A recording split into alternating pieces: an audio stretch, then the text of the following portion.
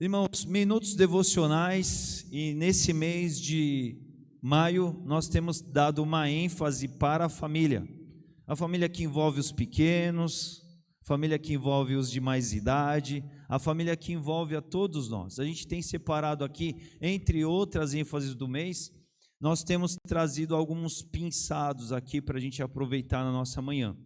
E hoje nós vamos ler esses dois versículos que vocês estão vendo aí na tela, que dizem respeito à parábola do filho pródigo. Na verdade, é o finzinho da parábola, quando vai contar para a gente da atitude do irmão mais velho, quando o irmão mais novo volta para casa.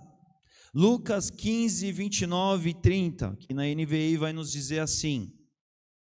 Aqui a gente já está lendo a frase, não é? O dito do irmão mais velho ao pai, quando ele está voltando do campo, do trabalho. Ele se depara com aquela festança e ele diz assim: perdi a festa, o que está acontecendo? E aí ele fica sabendo que o irmão dele, que ganhou parte da herança, que foi para a bagunça, gastou toda a grana, gastou toda a parte dele da herança, zoou até, como os jovens dizem, e aí volta para casa, e aí tem festa para ele, contrariando as expectativas dele.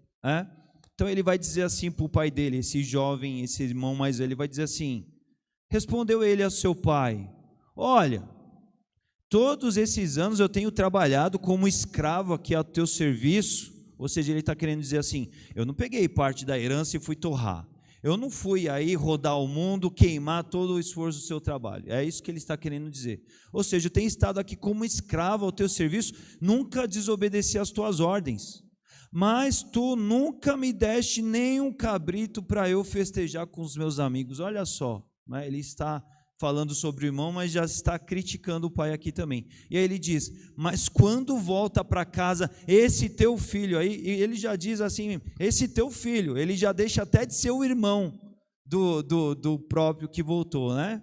Ou seja, ele está numa atitude de total repulsa, de total reprovação a esse momento, essa atitude, essa festa. Ele diz: quando volta para casa esse teu filho aí, que esbanjou os teus bens com as prostitutas, tu matas o novilho gordo para ele. E o que é interessante a gente ver aqui, que eu quero chamar a atenção nessa manhã, bem pontualmente para todos nós, ligado à família. O que a gente vê nessa passagem aqui é algo que acontece muito nas famílias, que é a tal da comparação. A família é um lugar onde existe muita comparação. E a família é um lugar onde a gente tem que combater a comparação. Porque a comparação divide pessoas. Na maioria gritante das vezes, vamos dizer assim, 99% das vezes, as pessoas estão comparando-se, ou comparando umas às outras, não com o objetivo de abençoar o outro, mas o objetivo é criticar o outro. O objetivo é defender a si mesmo. O objetivo é defender o seu próprio orgulho, o seu próprio ego. Então, nessa passagem aqui, a gente já vai ver o quê? Isso acontecendo entre irmãos. E vem cá, como isso acontece entre irmãos, não é verdade? Essa tal da comparação. A palavra de Deus, por exemplo, já nos conta lá em Gênesis. Olha, entrou um gatinho fofo ali. Eu amo gato, está querendo comunhão aqui, tá? Alguém deu uma atenção ali. Culto dinâmico, acontece isso, né? Alguém faça um carinho, dê uma atenção a ele aí, por favor. Quem gosta muito de gato, nos auxilia aí, por favor. Mas atenção aqui, tá? Retomando aqui. Vamos lá, o que acontece, meus irmãos?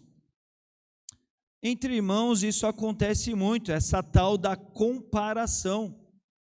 Essa tal de assim, olha, não está certo isso. A Bíblia vai nos mostrar lá em Gênesis, isso já acontecendo o que? Entre Abel e Caim, ou entre Caim e Abel, na verdade. Olha, por que o Senhor aceitou a oferta dele? Por que a minha oferta não foi aceita como a dele foi? Caim e Abel. Aqui a parábola nos mostra isso. Mas, meus irmãos, como isso acontece tanto no ambiente da família? E não acontece só entre irmãos, na verdade, acontece o tempo todo. Acontece entre os cônjuges, acontece entre pais e filhos. essa questão do pleitear os seus direitos, essa questão de dizer por que você deve ser favorecido quando você não está sendo favorecido. Essa questão toda ligada à crítica daquilo que você acha que deveria ter direito e você se vê injustiçado. A gente não vê as pessoas se comparando porque, de alguma forma, elas estão mais privilegiadas, o outro não, e aí ela quer abençoar o outro. Não, a crítica e a comparação vem exatamente o quê? Por uma questão orgulhosa. Eu me vejo em desvantagem e aí eu estabeleço uma crítica. Eu me vejo em desfavorecimento e aí eu me vejo numa posição, numa situação de reclamar o meu lugar, de reclamar a minha leitura, de questionar por que eu não estou tendo algo que eu deveria ter, porque se o outro tem, no mínimo eu tenho que ter igual, no mínimo. Senão, se eu tiver a mais, aí está tudo certo, deixa para lá. Aí ninguém reclama, ninguém chega, não é? Um filho para o pai chega e fala assim, eu queria reclamar, pai e mãe, porque o senhor deu mais para mim, deu menos para ele, então isso não está certo. A gente não vê isso acontecer, né? Irmãos estão aí, já tenho visto alguns aí, né? É bem por aí que a gente acontece. A nossa natureza é assim. A nossa natureza é essa natureza da comparação, só que é uma comparação nociva. Por quê? Porque ela é pautada na nossa natureza humana, orgulhosa, egocêntrica, que está o tempo todo querendo se prevalecer em dizer assim, olha, no mínimo eu estou igual a todo mundo, mas eu não posso ficar numa situação de desfavorecimento, de desigualdade com relação aos outros. E meus irmãos, nós precisamos entender que o lar, a família, deve ser um lugar onde a gente deve combater essa situação da comparação se a gente quer ter famílias abençoadas. Porque nós somos chamados, por meio do evangelho, por meio do cristianismo, ao quê? Somos chamados a sermos servos uns dos outros. Ou seja, é uma posição de se colocar para abençoar, para servir ao outro. Então, se de alguma forma você vai instrumentalizar a comparação para garantir mais direito, mais justiça a quem não está tão bem assistido como você está, isso até pode vir a ser uma coisa boa. Mas na maioria das vezes, as falas, as críticas, as trocas ligadas à comparação, é sempre o desejo de se prevalecer sobre o outro, é sempre o desejo de criticar o outro, porque é uma luta, uma defesa, é uma briga de egos, e isso não produz a glória de Deus, meus irmãos. Então nós precisamos olhar para o ambiente das nossas casas e acabar com essa comparação que nos coloca uns contra os outros, essa comparação que nos dividem, essas comparações que muitas vezes vai fazer como que filhos, não é? Irmãos vão olhar um para os outros e vão até rebaixar o irmão, ao ponto de dizer que ele não é mais irmão, numa situação pontual que seja, mas ele prefere romper com algo que é tão profundo do que ficar por baixo em algum dado tipo de situação, não é? Porque afinal de contas ele, nessa história toda aqui representada, ele foi correto e ele merecia o melhor, e aí o irmão que fez tudo errado não merecia a graça do Pai. Então nós precisamos pensar sobre isso.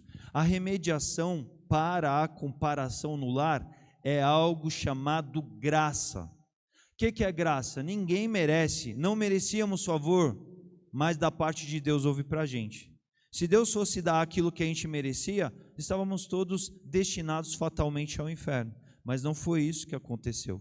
É por isso que a comparação ela deve ser combatida nas nossas casas, nas nossas famílias, para que as nossas famílias sejam abençoadas, para que a gente caminhe junto em amor, para que a gente garanta aquilo que é de direito e bom para todos, sem querer competirmos uns para com os outros. Então, dos pequenos, das crianças, até os maiores, vamos nos empenhar por tudo isso. Amém? Amém.